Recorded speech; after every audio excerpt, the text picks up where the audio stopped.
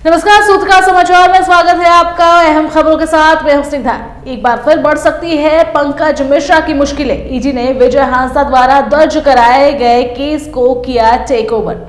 बढ़ सकती है पंकज मिश्रा की मुश्किलें। ईडी ने सीएम के विधायक प्रतिनिधि पंकज मिश्रा के खिलाफ दूसरे मामले में भी जांच शुरू कर दी है। बरहरवा टोल केस के बाद ईडी ने अवैध खनन से जुड़े एक और केस को टेक ओवर कर लिया है।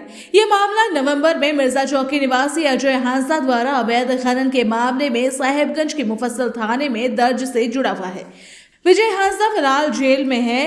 बता दें कि विजय हांसदा 1000 करोड़ के अवैध खनन के मामले में ईडी का गवाह रहा है। विजय ने आरोप लगाया था कि पुलिस ने फर्जी केस में उसे फंसाकर जेल भेज दिया, जिसके बाद ईडी ने साहेबगंज मंडल कारा जाकर इस मामले में विजय का बयान दर्ज किया था। झारखंड नशीली दवाओं की तस्करी का हब बन चुका है। वहीं रांची में ऐसे ड्रग सिंडिकेट के खुलासे के बाद राज्य सरकार ने जांच का जिम्मा नारकोटिक कंट्रोल ब्यूरो को सौंपा है। क्या है पूरा मामला, देखिए इस रिपोर्ट में। इन दिनों झारखंड नशीली दवाओं की तस्करी का हब बन गया है। बड़ा सिंडिकेट झारखंड के रास्ते यूपी, बिहार और नेपाल, बांग्लादेश तक इसकी सप्लाई में सक्रिय है। ये दवा कंपनी ड्रग एजेंसी और औषधि निदेशालय के अधिकारियों की मिलीभगत से चल रही है। रांची में ऐसे ड्रग सिंडिकेट के खुलासे के बाद राज्य सरकार ने जांच का जिम्मा नारकोटिक्स कंट्रोल ब्यूरो को सौंपा है। एनसीबी को लिखे पत्र में कहा गया है कि राज्य में भारी मात्रा में नशायुक्त कफ सिरप के अवैध व्यापार और सिंडिकेट का पता चला है। वहीं हिमाचल की कंपनी स्माइलेक्स हेल्थ केयर और रांची के 15 स्थित विश्वनाथ फार्मास्यूटिकल इसमें शामिल है। नशीली दवाओं की तस्करी की शिकायत मिलने पर विभाग के संयुक्त सचिव की अध्यक्षता में जांच कमेटी बनाई गई थी। कमेटी ने रिपोर्ट में कहा है कि विश्वनाथ फार्मास्यूटिकल की संचालक विजेता कुमारी और उसके संबंधी वरुण सिंह, स्माइलेक्स कंपनी और इसके एमआर विपुल तिवारी ये कारोबार कर रहे हैं। वहीं जांच रिपोर्ट में आशंका जताई गई है कि एजेंसी के पास दवा पहुंचाने से पहले ही इसकी बड़ी खेप यूपी भेज दी गई। इधर रांची के अपर बाजार स्थित एक फार्मा की ओर से भी चोको सिरप बेची गई है, जिसका एनडीपीएस एक्ट के उल्लंघन में लाइसेंस रद्द हो चुका है। जांच कमेटी में कहा गया है कि झारखंड राज्य औषधि निदेशालय को अवैध कारोबार की जानकारी थी, फिर भी कोई ठोस कार्रवाई नहीं की गई, यानी उसे संरक्षण दे रहे हैं। यही कारण है कि स्माइलेक्स कंपनी ने झारखंड में ऑर्डर से ज्यादा कफ सिरप की सप्लाई की। ये सिर्फ नशाखोरी और अधिक मुनाफिकखोरी के लिए किया गया। रिम्स के मेडिसिन विभाग के अनुसार कोडेन एक ऐसा कफ सिरप है जिसे डॉक्टरों की सलाह के बिना मरीज को नहीं दिया जाना चाहिए। ये प्रतिबंधित दवा है जिसके लिए प्रिस्क्रिप्शन अनिवार्य है, जिसके बावजूद ड्रग्स तस्कर इसे ड्रग्स सप्लीमेंट के रूप में बेच रहे हैं, जो कम उम्र के लोगों खासकर बच्चों के लिए प्राण घातक हो सकती है। शरीर में लीवर एक एंजाइम के मदद से कोडिन को मॉर्फिन में बदल देता है। इस वजह से खून में मॉर्फिन का स्तर तेजी से बढ़ जाता है। इससे ब्लड सर्कुलेशन पर असर पड़ता है और लोगों की जान जा सकती है। नए साल में भारत को G20 समिट की अध्यक्षता करने का मौका मिला, जिसमें झारखंड की राजधानी रांची भी शामिल है। इस खास कार्यक्रम को लेकर क्या तैयारियां की जा रही है, आइए जानते हैं। नए साल में भारत को G20 समिट की अध्यक्षता करने का मौका मिला है। इससे जुड़े कार्यक्रम को लेकर देश के 50 शहरों को निश्चित किया गया है। इसमें झारखंड की राजधानी रांची भी शामिल है। 20 और 21 मार्च 2023 के प्रस्तावित कार्यक्रम को मेजबानी के लिए रांची निर्धारित की गई है। इसकी तैयारी को लेकर नगर आयुक्त शशि रंजन ने शनिवार को अधिकारियों के साथ बैठक की।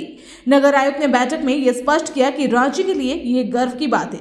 वहीं G20 के भव्य तैयारियों के लिए मौका मिला है। राजधानी को साफ सफाई करने को लेकर खास ध्यान देने की जरूरत है, जिसे लेकर शहर के सौंदर्यीकरण के लिए कई स्तरों पर काम किया जाएगा। इसके लिए सभी विभागों को आपस में समन्वय स्थापित कर काम करना होगा। नगर आयुक्त ने स्वच्छता शाखा को निर्देश दिया है कि शहर के हर गली मोहल्ले और चौक चौराहे को प्राथमिकता के साथ साफ करें। यानी नए साल में भले ही G20 समिट के लिए ही, लेकिन राजधानी का कायाकल्प होता नजर आएगा। कोरोना ने कहर ढाना फिर से शुरू कर दिया है, जिसे लेकर हर राज्य अपने अपने तरीके से इस महामारी से निपटने की कोशिश में लगा हुआ है। वहीं बिहार में इस नए वेरिएंट के मरीज भी मिलने शुरू हो गए हैं। आइए देखते हैं। चीन में मिले कोरोना के नए और घातक वेरिएंट BF7 से मचे कोहराम के बीच अब बिहार में 4 विदेशी यात्री कोरोना से पॉजिटिव पाए गए। गया एयरपोर्ट पर आरटी-पीसीआर टेस्ट में यात्रियों की जांच की गई थी। पूरे स्वास्थ्य महकमे में इसे लेकर हड़कंप मच गया है। सूत्रों के अनुसार गया में दलाई लामा के आगमन को लेकर बड़ी तादाद में विदेशी बौद्ध भिक्षुओं के आने की संभावना को देखते हुए एयरपोर्ट पर कोविड टेस्ट की जा रही है। इसी दौरान 4 यात्रियों की जांच रिपोर्ट पॉजिटिव पाई गई। यात्रियों को पॉजिटिव मिलने की खबर के साथ स्वास्थ्य महकमे में हलचल तेज हो गई। चारों यात्रियों को एक होटल के कमरे में आइसोलेट करने की बात सामने आ रही है। वहीं जांच की रफ्तार अब बढ़ाए जाने के आसार हैं। ज्ञात हो कि चीन के घातक कोरोना वेरिएंट BF7 ने भारत में भी दस्तक दे दी है। बिहार में अभी तक इस वेरिएंट के प्रवेश का कोई मामला सामने नहीं आया था। वहीं कोरोना को लेकर पूरे सूबे में अलर्ट जारी कर दिया गया है। स्वास्थ्य विभाग की ओर से तैयारियां शुरू कर दी गई है। कोविड वार्ड में भी अभी से तैयारी होने लगी है। सरकार की ओर से कहा गया है कि घबराने की बात नहीं है, लेकिन सजगता जरूरी है।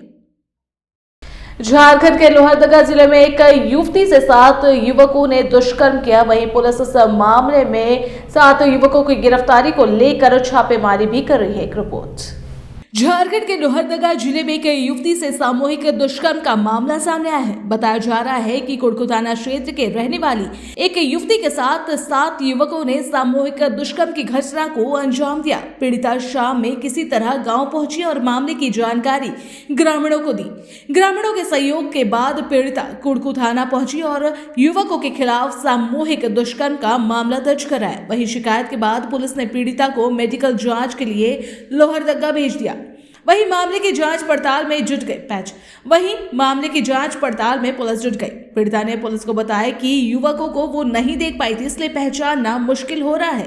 पुलिस ने पीड़िता के बयान पर 5 से 7 युवकों पर सामूहिक दुष्कर्म के मामले दर्ज करते हुए जांच शुरू कर दी है और आरोपियों की गिरफ्तारी को लेकर पुलिस छापेमारी कर रही है। जानकारी के अनुसार बता दें कि जिले के कुड़कू थाना क्षेत्र के रहने वाली युवती अपने मंगेतर से मिलने के लिए थाना क्षेत्र के कोलसिमरी दोहर गई थी। पीड़िता के अनुसार अपने मंगेतर के साथ वो बैठकर बातचीत कर रही थी। इसी बीच 5 से 7 युवक मौके पर पहुंचे और मंगेतर के साथ मारपीट करते हुए युवती को पकड़ लिया। आधा दर्जन युवकों की पिटाई के बाद मंगेतर युवती को छोड़कर भाग निकला। इसके बाद युवकों ने युवती को खेत में ले जाकर उसके साथ दुष्कर्म किया। इसके बाद सभी युवक पीड़िता को उसी हालत में छोड़कर फरार हो गए। और नए साल में सताएगी ठंड, क्या कहते हैं मौसम वैज्ञानिक, आइए जानते हैं। नए साल का आगाज इस बार कड़ाके की ठंड के साथ होगा। मौसम वैज्ञानिकों के अनुसार इसके लिए वायुमंडलीय परिस्थितियां तैयार हो रही है। मौसम वैज्ञानिकों के मुताबिक दिसंबर के आखिरी और जनवरी की शुरुआत का तापमान वर्तमान तापमान से 3 से 4 डिग्री सेल्सियस कम रहने के अनुमान है।